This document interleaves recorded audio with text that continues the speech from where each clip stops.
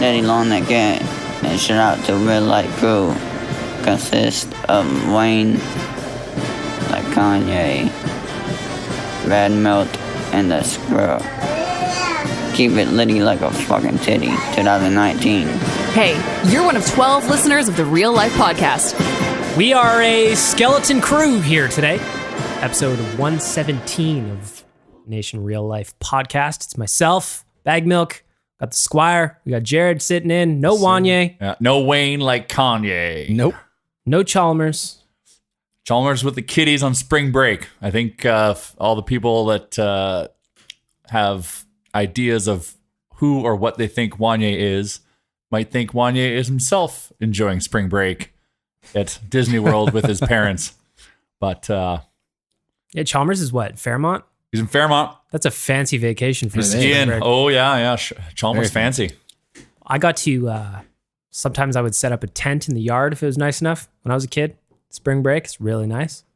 I feel weird. I'm on Wanye's mic today. I've got one of those, what is this thing called, Jared? Pop filter. Pop filter. Yeah, no Yeah. pop I for can't you. see. I can't see Jay. Just Yeah. looking through the looking face. through the cloud. I can't see Jay today. Well, Mr. Squire, you made a guest appearance on Oilers Nation Radio on Friday. I did. Things got heated.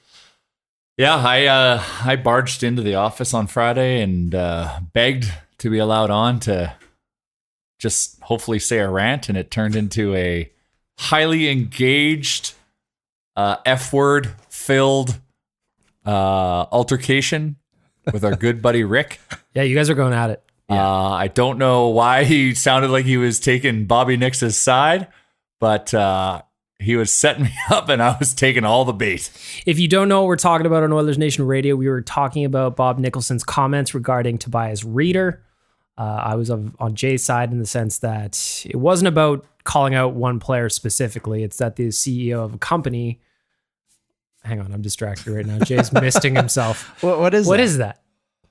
This is my mental alertness mist. It's called Breathe Deeply by Spritz. You spray it and breathe it, and it's kind of got a menthol scent. This is my my natural smelling salt, if you will. Okay. My nice. ethically sourced smelling salt. Ethically sourced. Because Wanye's not here, I feel like I need to level my game up so my mental alertness is on point. How do you find that it works?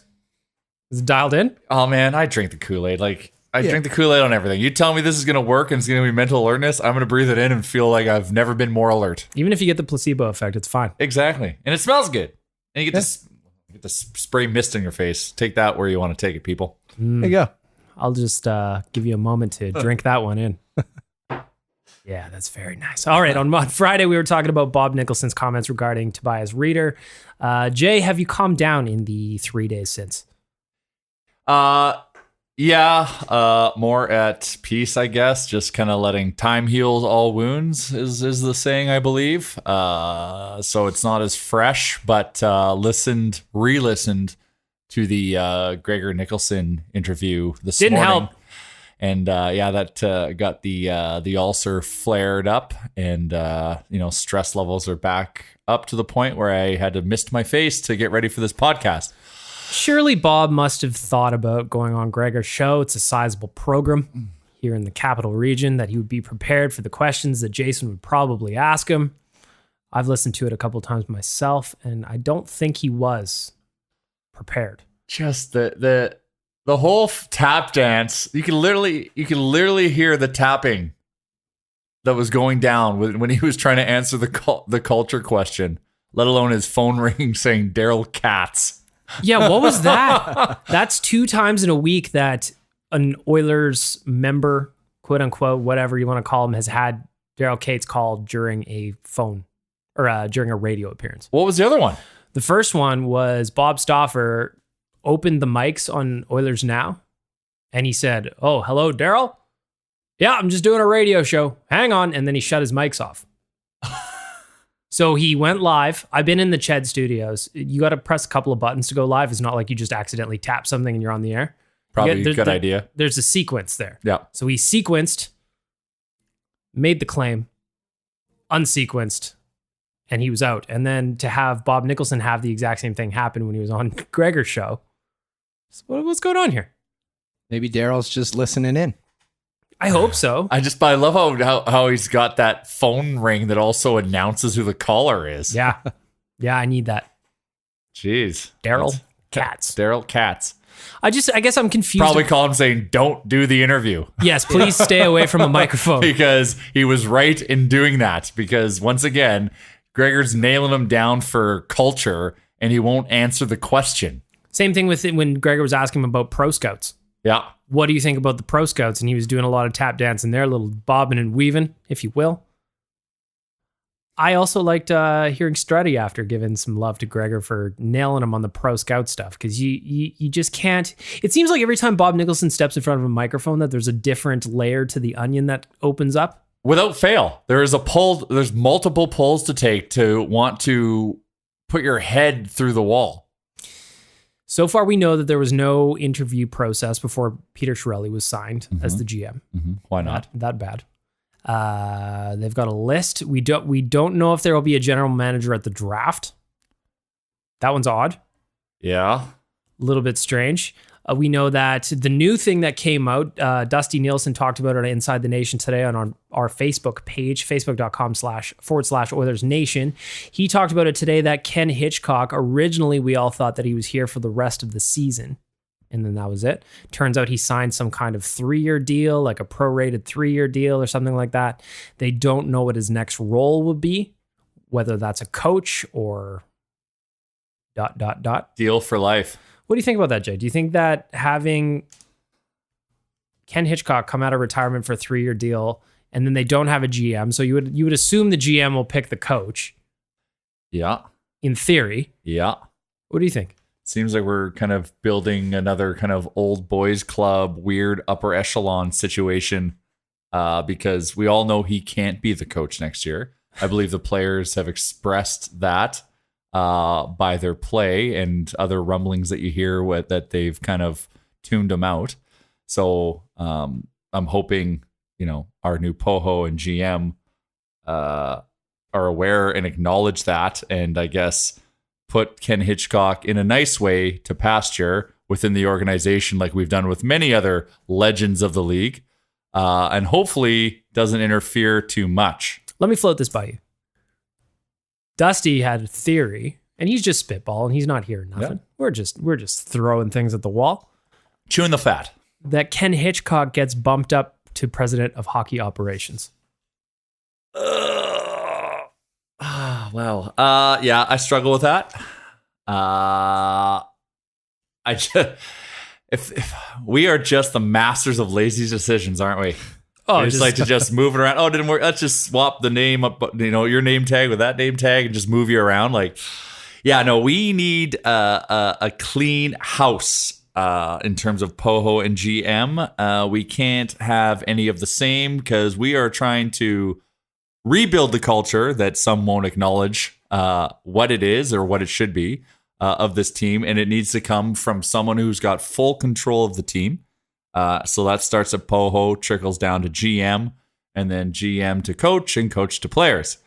We can't be having any item in that equation that's caused players headache or caused any kind of negative culture in the ecosystem that is the team. And to me, by doing that, you've left a little bit of the issue in the fabric of what we want next season to be. I also find it interesting that a team that so heavily talks about character doesn't seem to have any. Mm-hmm. I mean, we talk about it because we want it and we just don't know what it is. Yeah. So if you're going to define character, what would that look like to you? Character in terms, well, I guess character to me is just leadership, being classy individual, you got to create, like, character to me is just creating a team environment where you feel it doesn't matter if you're a player on the ice, off the ice, trainer, whatnot, that person has your back and you have theirs. Like, that to me is character. Guys that go out and play for each other, management or coaching or support staff that are there and, put their players first, and then vice versa. Just that to me is culture. And right now it is fractured because we have, instances where the organization is being public facing and saying things like Toby Rieder is the reason why we didn't make the playoffs, or there's something in the water. And all of this kind of trickles down into kind of creating a very negative energy. We need someone to come do a smudge. Is that the thing? We gotta smudge the building.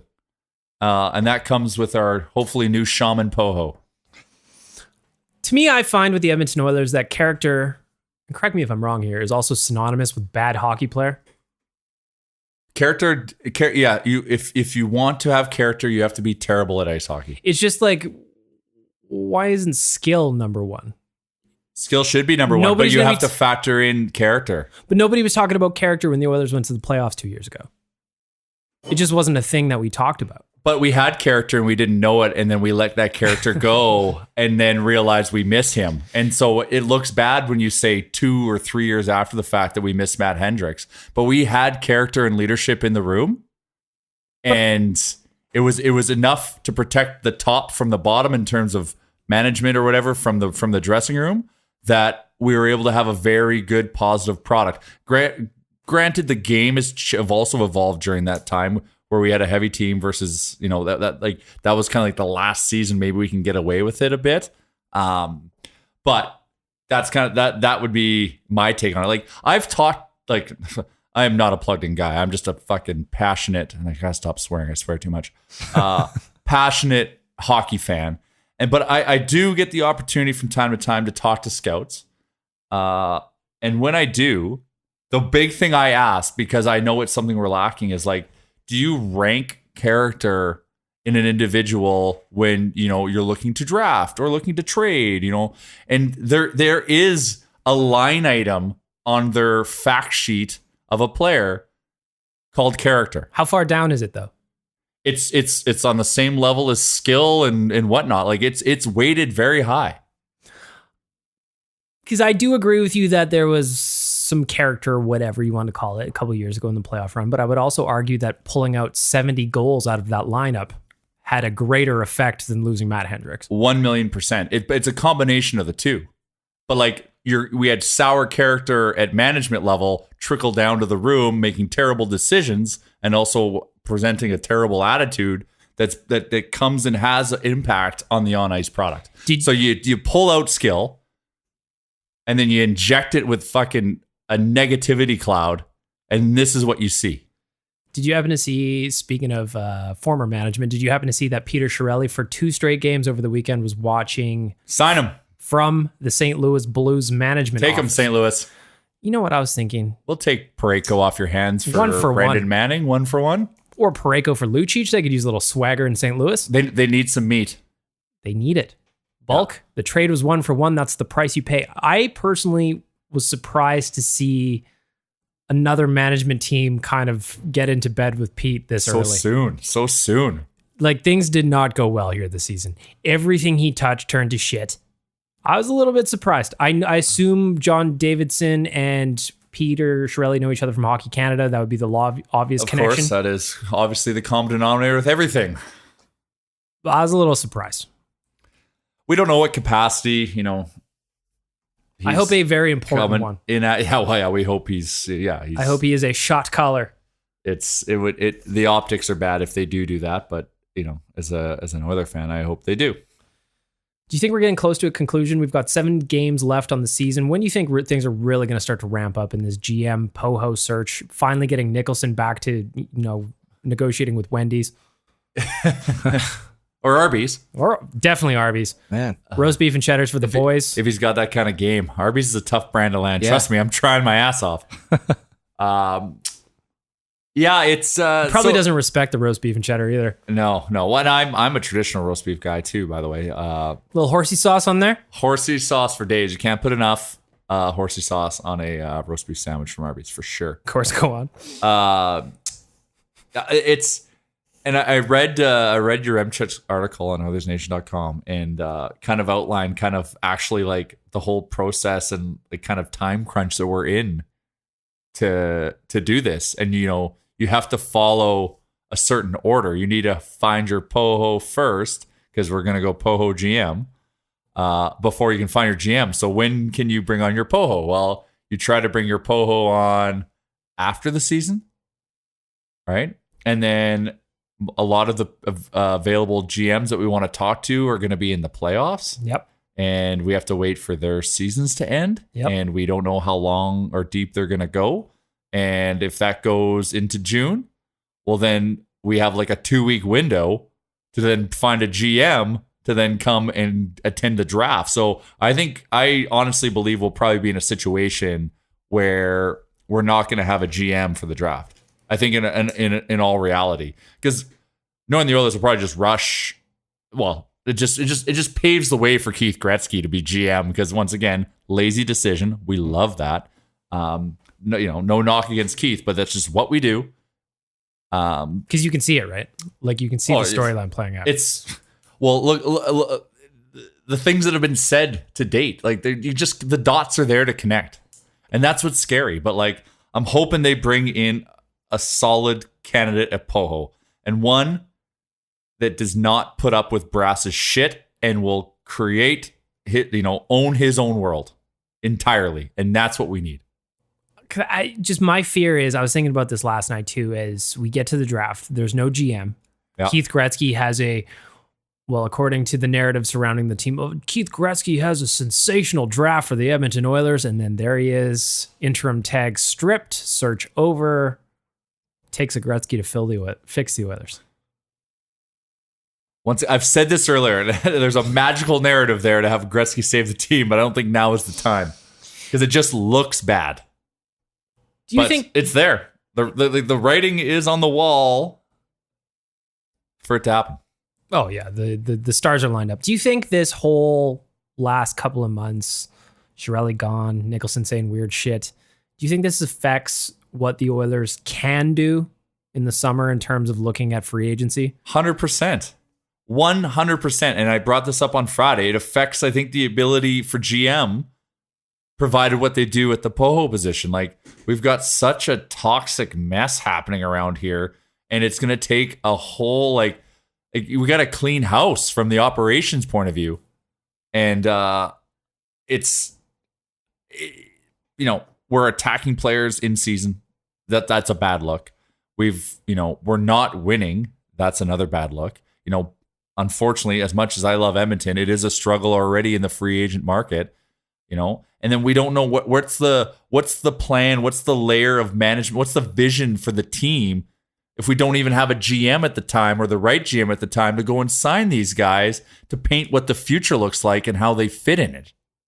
So there's a lot of weird shit at play, and it's almost like Murphy's Law.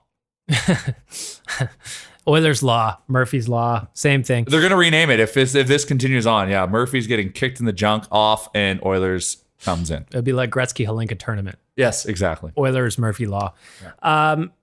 I guess I'm just confused about what Connor must be thinking right now. He is going to, whether it's tomorrow night against LA or in the following games, he's going to set a new career high in points. Leon's already there. Nuge is already there. Darnell Nurse having a career year. He's having a fine season. Alex Chason having his best output. It's like... You think we'd be an awesome team right now. How many points can I have right now? 109? 107. 107? 107, I believe. And then Leon's at 95, 96, somewhere in that ballpark. Connor, if you're listening, I really hope you are. I made a bet with someone at the start of the season that you'd get 120 or more points. I need you to finish strong. If you really want me to win $50, which I think you do, just get some of them plants for me, and then let me at least finish my season on a high. What are you expecting from these last 7 games? Oh, fuck. I don't know. We just lost to Ottawa. And New Jersey before that. And New Jersey. What the hell do we expect? I think we're going to lose every game 4-3, and McDavid and Draisaitl are each going to have 2 points a game. So they've got 4 home games left until the end of the season. Yep. How many of those? Are you at a point now where you're still going active? Are you still into it? Well, I will fully admit I turned down tickets on Saturday to Ottawa. Noon game though. Oh, that's a grind. I didn't want to do it. That's a grind. And Captain Felton reached out. He came to town. I didn't know he was from BC. Shout out to Captain Felton. Sorry I couldn't be there, buddy. I actually had to play a men's league game of my own. Yeah, I'm just a jerk. I turned down tickets. I'm sorry. Yeah. But like that's where the spot where I hate turning down Oilers tickets. It makes me feel bad every time. Well, maybe it was my subconscious knowing that the season was going to be kind of not so good. I created a situation where I have to go and kind of excited to go this week. I've got 25 people from Finland coming to visit us on Wednesday, and I'm taking them to the game on Thursday and the game on Friday. So I'm going to at least get some excitement in the fact that I've got people that are just here to come watch hockey, and they're excited to be in Edmonton, which I get excited about, and they're just pumped to see like Connor do something special. Regardless, they're not even here. They don't care about the result. So I'm just here to live vicariously through my Finns and maybe have 1 to 100 shots of vodka. This is the second time we've done this this season. We had a group of Swedes show up. Yeah. They had a great time.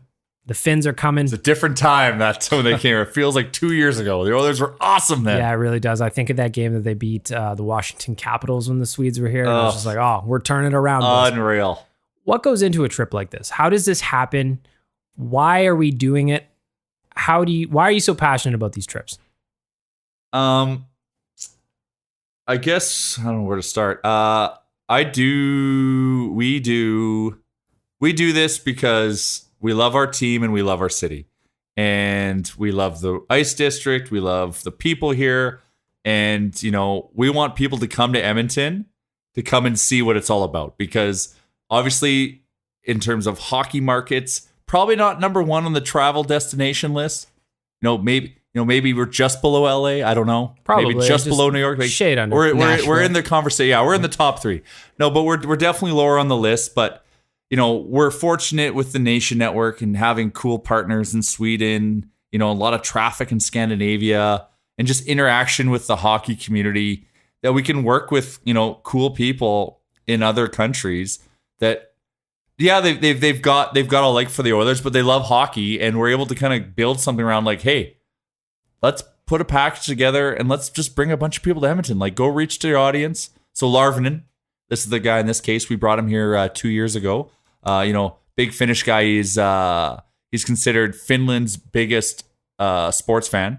He travels for basketball, handball tournaments, ice hockey. Doesn't matter. This guy is the number one fan. So we worked with him, a huge hockey fan. Esa Tiikkanen's one of his boys. Watched the Super Bowl with him. So there's an Oilers connection there. So he came. He loved Edmonton. So once he saw that the Swedes came, he's like, hey, we should do this. So we put a package together. He leverages his community, says, hey, I'm going to come to Edmonton with me. Let's go watch McDavid and the boys. And there's other Finns on the other teams coming in. So that's exciting for him. And let's have some fun. So we're fortunate to work with, there's a vested group to bring people to Edmonton Tourism. They come aboard, they help us out. Crash Hotel, they come aboard, they help out. We work with travel partners, they come in and help out. And what we do is we create something that's very attractively priced to the point where 25 people who probably, based on how the Swedes initially thought of Edmonton, don't know anything about this city, take the plunge, hop on a plane and come here and join us. And then from there, if it goes any way like it did with the Swedes, like they'll have their minds blown because we've got a beautiful arena, we've got unreal talent, in a McDavid and a Draisaitl, but we've got cool shit to do in the city. We got unreal restaurants, we got very nice people that are blown away when a crew of Scandinavians come here, and they leave at the end feeling like something special just happened. So that's my motivation for this. I love doing this, and it's for the team and for the city, and that motivates me to do it. And I just like engaging with hockey fans. Like, I can talk about Connor McDavid with anyone and everyone for as long as they're willing to listen to me. And the Nuge. Of course. And we'll talk about the Nuge as well. After this, we got a break coming up, courtesy of Japa Machinery. Have you got holes to dig, earth to pack, and roads to build? Then you need to call Japa Machinery Group. Does your equipment need a service? You can't fix stupid, but here at Japa Machinery Group, we can fix everything else. With a full range of parts to keep your equipment running smoothly. Japa Machinery Group is a family-operated and Alberta-grown business. Here to help build a bigger and better Western Canada. Give us a call or visit us at japamachinery.com. Japa Machinery Group. Join the family. We back. Baggedmilk here. Jay here. Jared here. Wanye missing. Chalmers missing. Yeah, we're a skeleton crew. We're working just as hard as the service team at Japa Machinery, who we just came out of for a commercial there. So shout out for supporting the podcast, and we're embracing our inner Japa, Doing all the heavy lifting. doing all the heavy lifting today. Digging ourselves a hole whenever possible. Yeah, You know what? Speaking of the Japa ad, that is one Noopsy Brown that voices that ad. I got an exciting email from him today. oh, you did. We are in the queue for Hockey Fights instant articles on the Facebook machine. Ooh, that's We exciting. are pending approval. That has been 2 years in the making. If you have no idea what I'm talking about, what a Facebook instant article is basically when we produce content, Facebook houses it on its own server in a way. And it makes it so that when you click it, it is open instantly. There's no waiting time. You can swipe and scroll through articles. It's actually really cool. It's a cool way to look at content through Facebook. Excited about that. Hockey Fights on Facebook has about 110,000 likes. You should be one of them if you're not already. Before the break, you mentioned that you could spend all of your time talking about Ryan Nugent-Hopkins. Of course, as the founding president of the Ryan Nugent-Hopkins fan club, I am in the same boat. I'm the treasurer. Of course. It takes a team. It takes a village to run this thing. What I want to bring up, though, today is another springtime tradition in Edmonton that pisses me off to no end. What are we trading Nuge for? Why are we doing this again?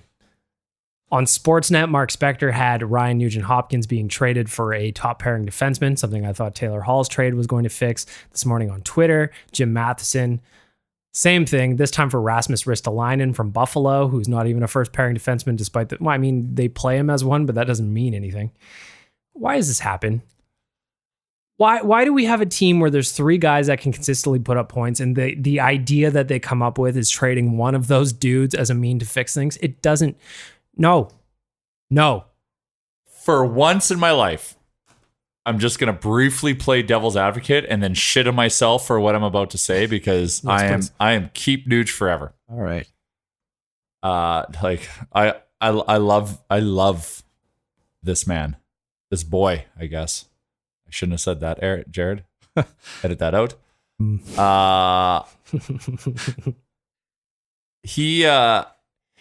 What do we have of value? What do we have on the roster that we can trade that's not one of the big three that can get us anything? And sadly, it is nothing. Yeah. That's the only thing I'll play for devil's advocate, because how the hell can you? He's one of the three horsemen. Like he's producing. He's the Nuge. He's our Patrice Bergeron. You don't trade that. Well, and like I just kind of explained, at least in my opinion before, moving all these goals off the lineup is not helping the Oilers win hockey games.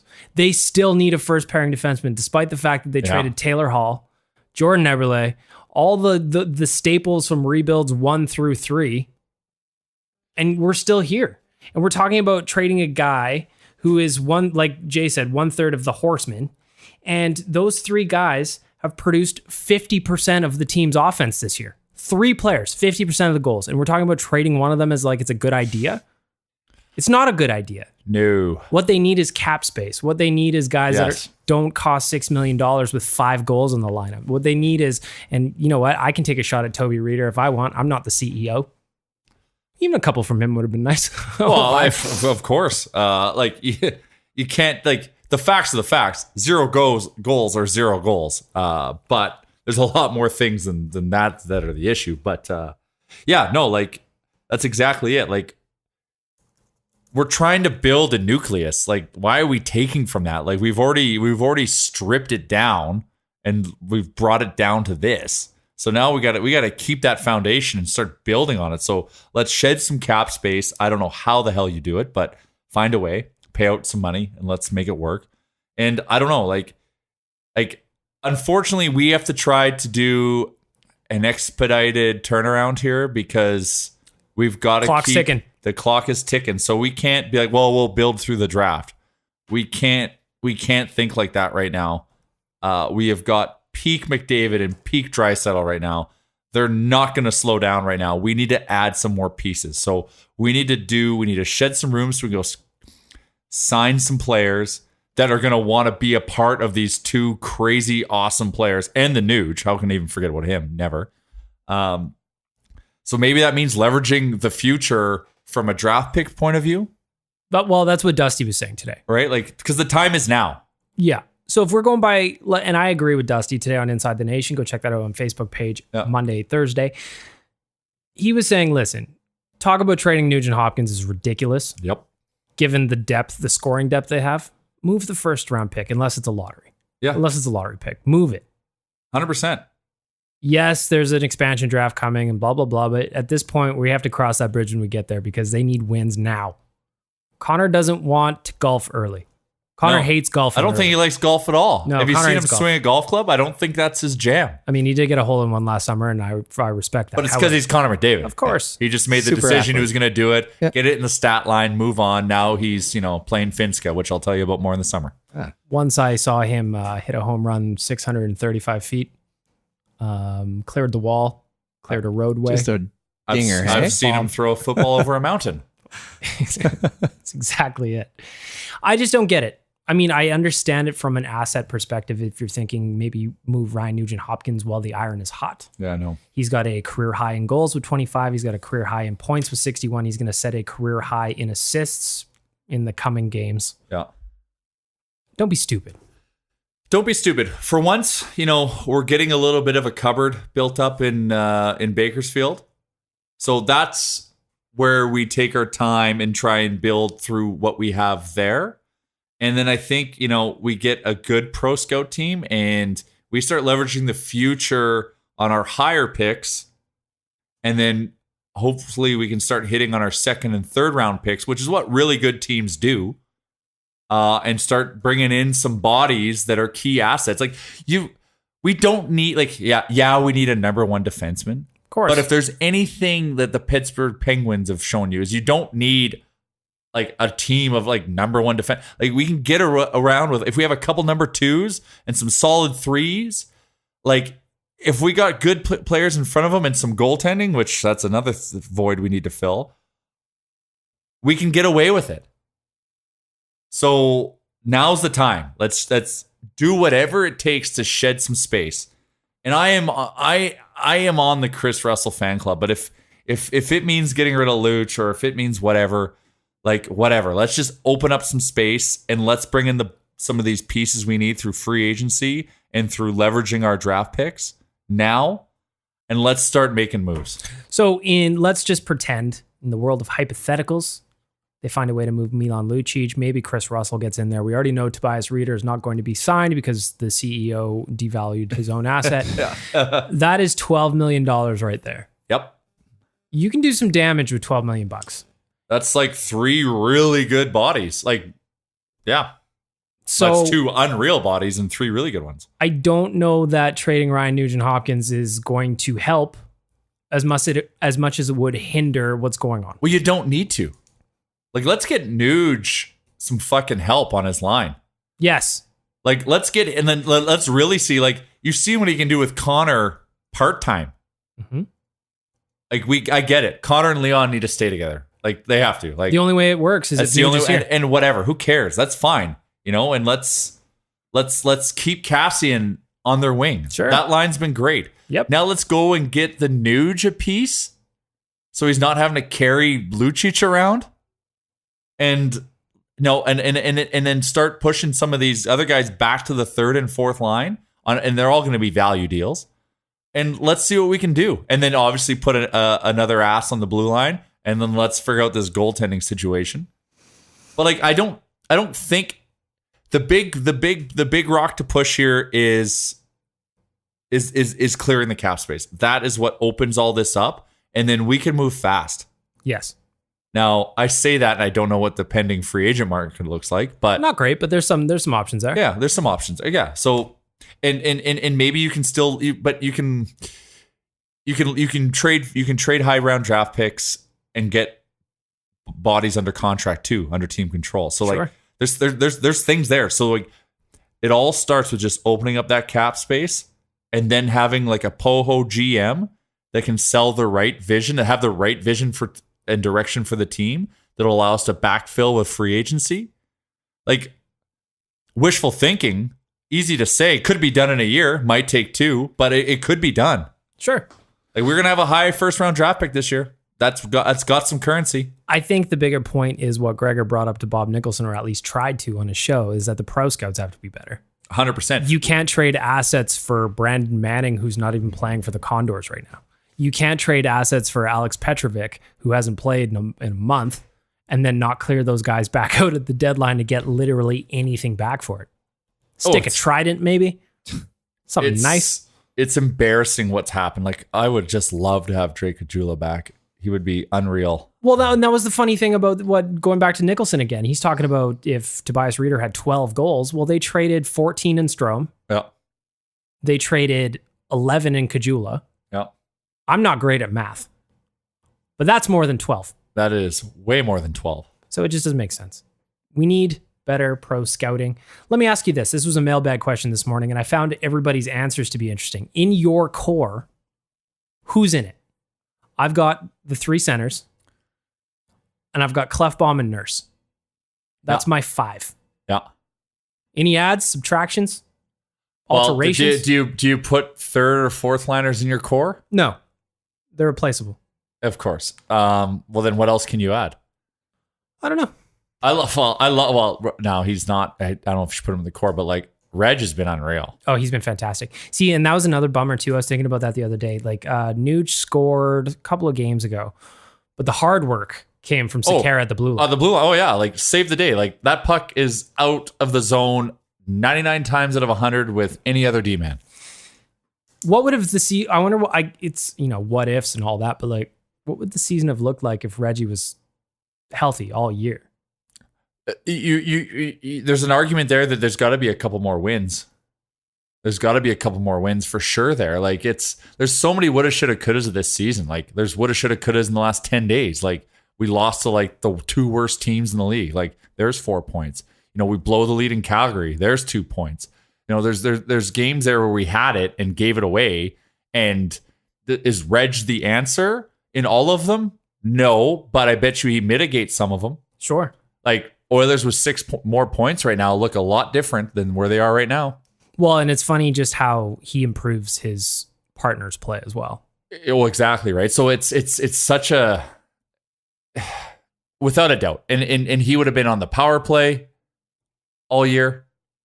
He would have been. We could have absorbed the Clefbaum loss a little bit better anyway. Yeah, wouldn't have had to go fishing for Brandon Manning. Yeah, well, exactly, right? We'd still have Drake Caggiula, so we'd still have those goals there. Probably wouldn't have had to trade Strome, which I don't even know why that was a problem, but anyways, that's... Another thing that I wanted to bring up, I think this might even been from Gregor's art. Like all of the Nicholson conversations are now blending together. Yeah. I don't remember which one's which. It might have been from Gregor's show, I don't know. When he talked about the final straws for Chiarelli with the organization were the Petrovic and Brandon Manning deals. Yeah. But he didn't get fired for another month and change. Yeah, and then still managed to sign Koskinen. So what is that? That was like a secret, that's like a Ken Hitchcock signing, like the Koskinen thing. Like, come here for a year and you're guaranteed to sign an extension, and no one knows about it. And I can try to understand what Nicholson was saying, where he doesn't think that the goalie market this summer looks any better than what Koskinen's provided. And that's, there's something to that outside of Bobrovsky, who's going to get a Brinks truck backed up to his house. The Oilers don't have that kind of space. You don't want to spend $10 million. That's the death touch. Exactly. Like it's tough sledding. What I don't understand though is the 4.5. Like, what kind of negotiation is going on here? Is it just kind of, hey, what do you want? Isn't that 3.5? Cool. Oh, I hope it's 3.5. Is it 4.5? It might be 4.5. Koskinen's deal? Yeah. Oh, no. They're all blending together at this point. I'm looking it up right now. No. A little behind the scenes going on. Just so you know, I'm typing. Little clickety-clickety. Yes, it is 4.5. Sorry to ruin your day, Jay. Oh, my God. I thought it was 3.5 all this time. 4.5 over 3 years. Holy shit. For the most unknown quantity alive. Okay. Also, in case you're wondering, a modified no trade. He would have to submit a 15-team list that he would not accept a trade to. So at least he opened up half the league. How generous. How generous. I kind of wish I was negotiating contracts with the Oilers. It'd be fun. If there was ever a GM that got a kickback on a contract before because he knew he was walking out the door, you'd think that would be one. Well, and you know, another thing, Shirelli, you know he wasn't in on all the Oilers stuff because remember right after he was fired, that guy posted the picture on Facebook of all the Oilers gear that Shirelli left in his closet, Yeah.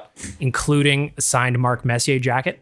Yeah. You take that shit, man. Oh, all day. All the way. Like, come on, That's, what are we that's doing here? retirement. Of course. all of the deals that Bobby's done, whether it's getting rid of somebody, bringing somebody on, it always seems like somebody's got something on him that they're like, if you don't do this, I'm gonna release this. I'm gonna tell somebody. Some cheeky nudes. Yeah, maybe? like it's just they're just like the deals don't make sense. No. Wow. I'm still trying to digest this $4.5 million. I feel like a moron like me would make bad deals like that, but that's not my job. No, Yeah. you wouldn't. You would not. You And then you just knew to, we shouldn't have done that. to throw blame at other people when it goes south. Or a body of water. Yeah, Like the North just- Saskatchewan. there's no taking on that, he did culture. something wrong. Yeah, it's Culture's it's wrong. Culture. It's this guy. It's the water. It's whatever. Well, Well, the thing is, like, I gotta stop dwelling on the past because it gets me hot again. We have to talk about what the situation is now and what the hell we're gonna do about it. all I know, at least for me, is that the future is looking bright and stylish. How stylish. Very stylish, my friend. Thanks to our friends at Indochino. There it is. Jay, need a new suit?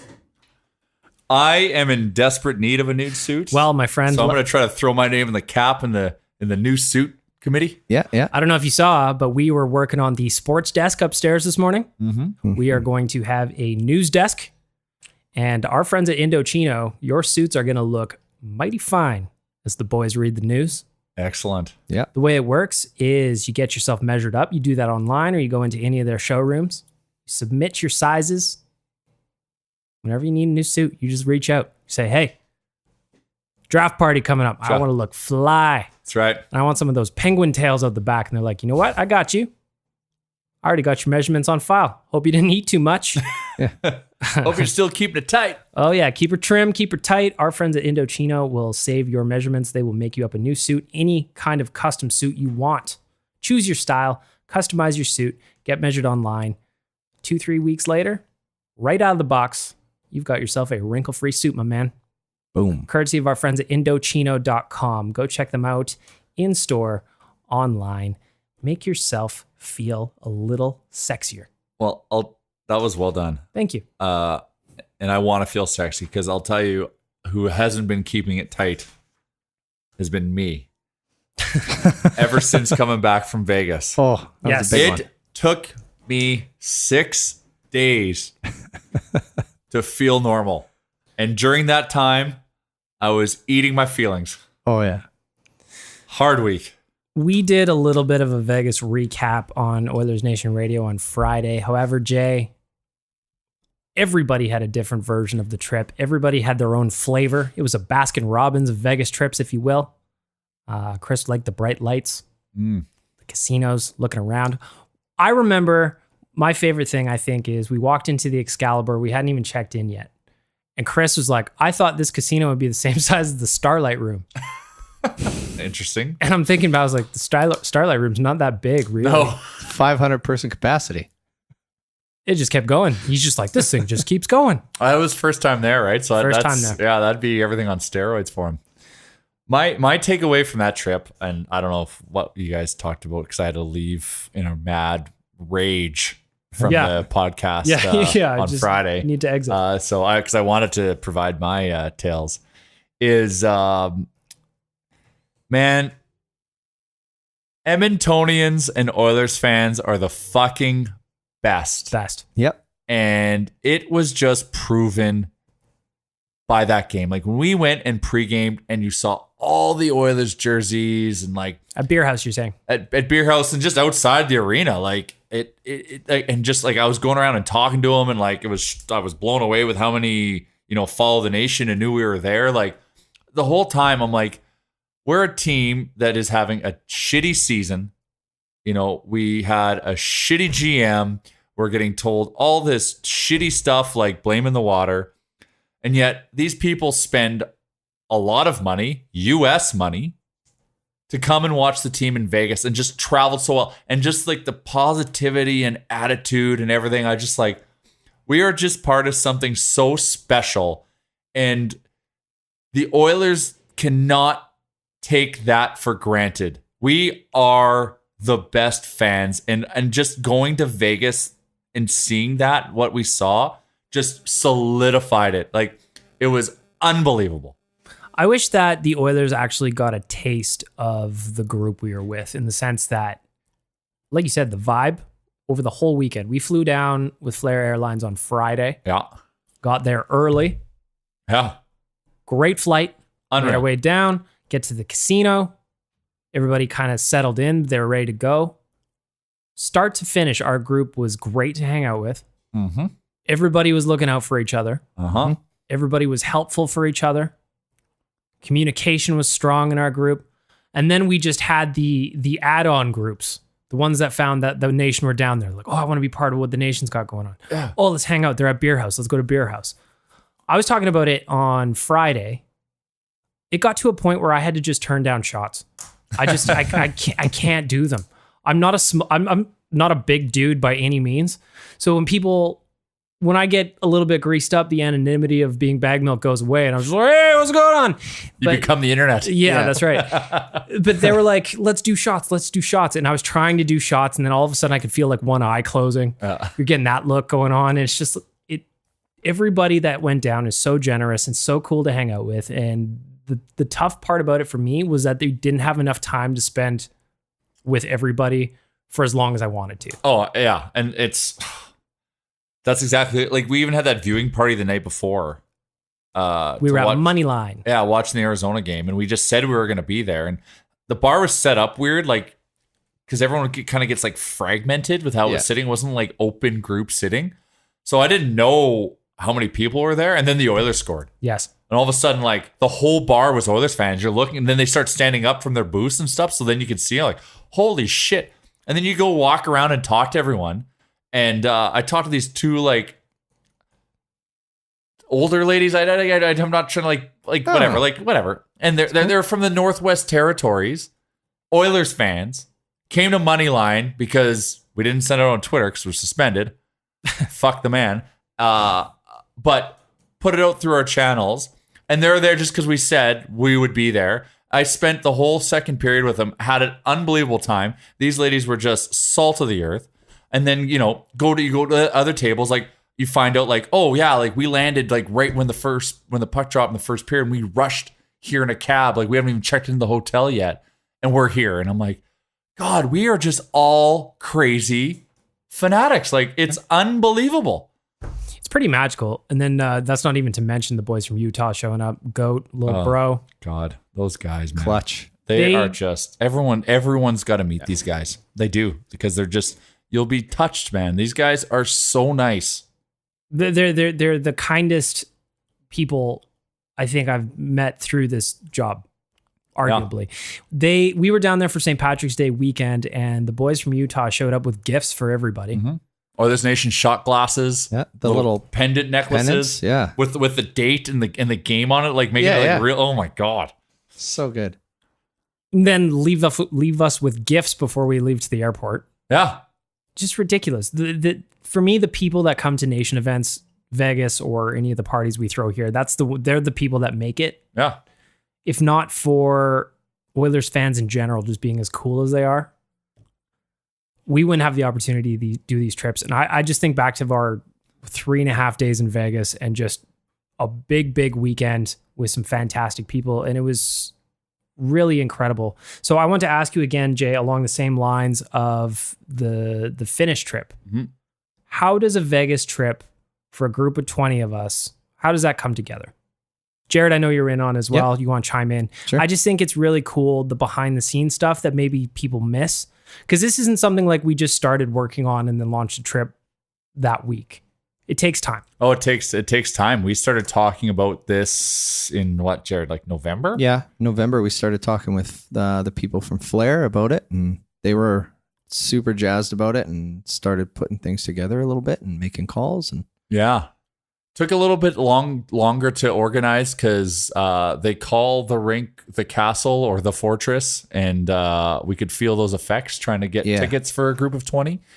But we were able to that was the big thing. Flair came to the table and asked like, hey, can we do a trip to Vegas? And I'm like, wow, we've never gone on a plane as the nation. Like, sure, let's try. Yeah. And the big limitation and hurdle there was to try to find an inn to get tickets, and that's what was holding it up, because Flair hooked us up with, a good hotel rate, at a good hotel with good proximity to the rink, and obviously they have the airplanes and all that stuff. And once we were able to get tickets, that's kind of what greenlit the trip, and it took like 2.5 months.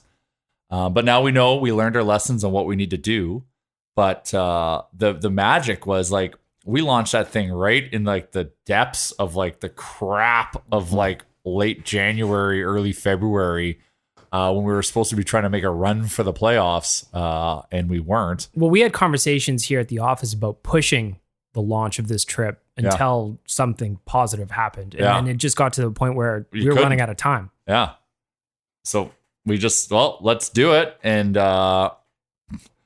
shocker, Oilers fans are awesome and quickly subscribed to the trip. And like it's, it takes a lot of work, but we learned a lot of things from this, us and our travel partner. And like, Flair was very excited with how everything went. And everyone that was on the trip was very excited with how Flair handled, like you said, everything was on time. The staff was awesome. Like they didn't go, out of their way just to make sure we were happy. Like everyone on that plane was happy. So next year, I think, we went and had a little debrief meeting with them, and just like the litmus test or kick in the ass for me was like just being in Vegas and seeing all the fans there and like seeing all the people that are connected to the nation. I'm like, screw this. Let's go bigger next year. Like, let's plan this out right. Let's, start planning in the summer.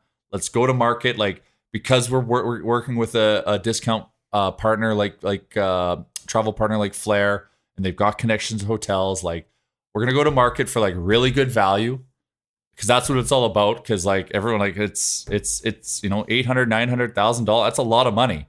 So we got to make sure we get you a good price, and our partner's committed to doing that. And the sooner we can put that together, the better chance we have to do that. And let's go and fill a plane. Let's bring those people that we were connecting with down there, that were all connected to us, and let's all go together and let's just go have the craziest time. One thing I also learned when we were in Vegas, Jared, next year, pool party. Yeah, that's what I was saying. By giving us a little more runway, pardon the pun, with this, we can plan bigger events. We scouted out some things that would probably be good for next time, like having a little cabana pool party. Cabana Boys for life. Setting up what restaurants would be good for a watch party and stuff like that. Just kind of fine tuning this thing and giving people an awesome experience. And like Jay said, Flair was on top of everything. Plane left on time. We landed. There was somebody ready to pick us up in a party bus. Right to the hotel. Like everything was just seamless. I didn't have to think. No. The only stress I had, and that's the one thing I'll change, is all of the tickets to the game were on my phone. Yeah. So that was the only stress, because I was just worried that, if someone isn't there, I can't send the tickets. And I probably could have, but I just refused to dev down the technology know-how to do it. But that was another good thing about our group, though. We were all communicating. But we're all, so I didn't have to worry. Like everyone was there. We said we were going to be here. Everyone was there. And most of us just went there together. But like, it's funny. We started as a group of 20. And we turned into like a group of 100 easily. Oh, yeah. Easily. It was unreal. The chants outside T-Mobile Arena. Like, one of my favorite things about it was, first of all, there was already Chris. Chris was, happy birthday, Chris, by the way. Oh, yeah, happy birthday, yeah. 26 years old today. 26 years young. He, this was his first time in Las Vegas. So you got the bright-eyed, wide eyes and looking Evan, around. too. And Evan, the intern, as well. Both of them was their first time in Vegas. But one of my favorite things was we were walking up to T-Mobile, and kind of the pregame hype's going on, and the drummers are everywhere. And then Vegas has the girls. Like, first of all, Golden Knights, I applaud you.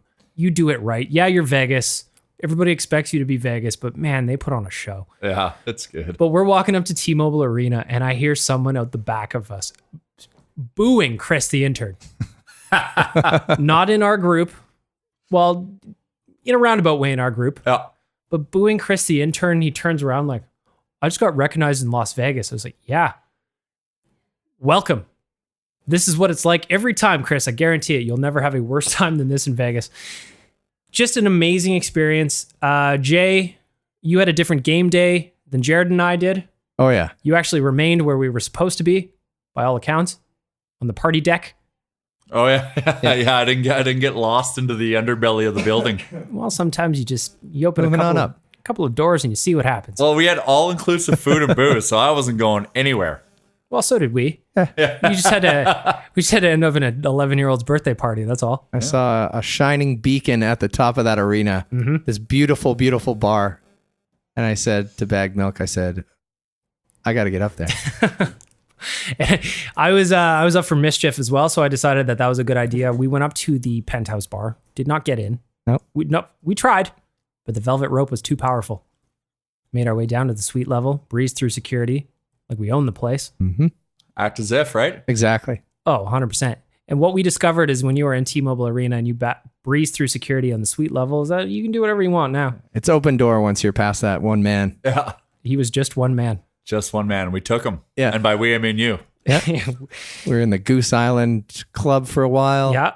Wandered into a private suite. It was an 11-year-old's birthday, which we quickly realized. Happy belated. Yeah. Yeah, happy Grabbed a belated. beer. Yeah, beer, free beers at the 11-year-old's birthday party too. Of course. It was very nice. Quickly left. Yeah, Grandma was just like, "Hey, you're not in the family."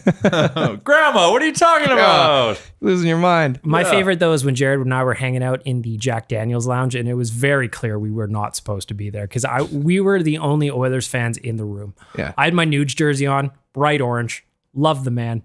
Jared had his green Oilers shirt on, St. Patrick's Day. Yep. Looking around, it's all Golden Knights gear everywhere. Of course. And then we look out and we see Chris and Evan that spot us in the Jack Daniels lounge. And then they're trying to get through security into the lounge using our pink wristband that was from the party deck. Yeah. Watching them get turned away and then Chris pointing at us inside. Oh. He dimed us out, man. He How snitches. dare you? Yeah. He is young. Yeah. He's young. Doesn't get it.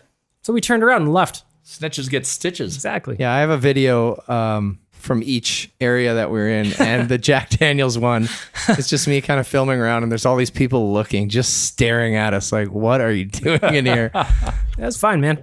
Sometimes you party, Yeah. wander back up to the party deck, crushed 3 hot dogs because I felt like that was going they to were sort good. me out. And the macaroni, which was good too. And somebody wins the 50-50. Somebody on our Cowboys. trip won the 50-50, the family towels. How can we forget? So we're 1 for 1, Yeah, winning 50-50s on a Nation Vegas trip. So just that's 100%. Who's not to say we'll be 2 for 2? Mm-hmm. And then the man goes and wins $700 in a slot machine immediately after. When you're hot, though. Yeah, Hell yeah. exactly. Yeah, I should have just. Yeah. So if I learned a lesson, it is we form a 50-50 win-a-kit, and everyone gets in on that win. Oh, yeah. But good on them. What I wanted to ask you though about Jay is I heard a lot of it. I was I was taking a little dip in Lake Baggedmilk, having a readjusting my zen at this point. Yeah. I heard that your craps game / tactics on the third night were something to behold.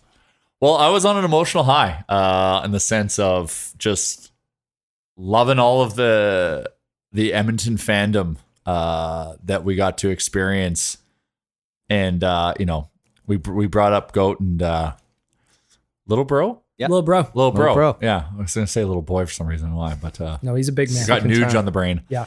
Yeah, they're big. They're big boys. They are big dudes. Big dudes. But they made these awesome like Nation pendant necklaces, and then on the back, just like with the game, the date, the location on it. So this was really special to me. So we go back to play craps, and I'm like, this is my lucky charm. So I would lean down on the table. So I'm now rolling. I'd lean down on the table, make sure the Nation side was up, and then I'd put the dice on top of the logo pendant. Make sure sixes twist are them up. around, make sure the 6s were up, and then I would throw. And I went on an absolute rolling heater. It's a heater. to the point where they forced me to stop doing it that way.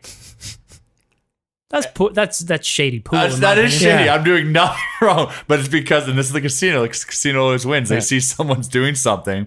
They came in and cooled me down a little bit. So then I tried like a different thing with the chips being the pendant and the dice on the pendant. And I got about 2 or 3 rolls out of it before I crapped out. But all said and done, when I was doing that, I was making some quantage, and that is USD, baby. Yeah, the table did pretty well there. You went on a heater. I rolled for a bit, went on a bit of a heater. Had Rick just yelling in the casino. One of the funniest things that I found is Rick kept yelling, "Let's go. Let's fucking go." And so anytime I wanted to get riled up, I'd just kind of look over at Rick and just whisper. I'd be like, "Hey, Rick, let's fucking go, buddy." And then he would just immediately pipe out, "Let's fucking go." In the middle of the craps table. Oh yeah, it was animated. It was probably played craps for 3 hours. But like honestly, if you're playing craps for 3 hours and not having to go like dip back into your pocket or go to the ATM, you are having a good time, without a doubt. And free drinks. Well, exactly, free drinks. The only downside, I would say, Jared, you were there. Yep. 3-card poker. Oh, that one really. What was her name? Rita.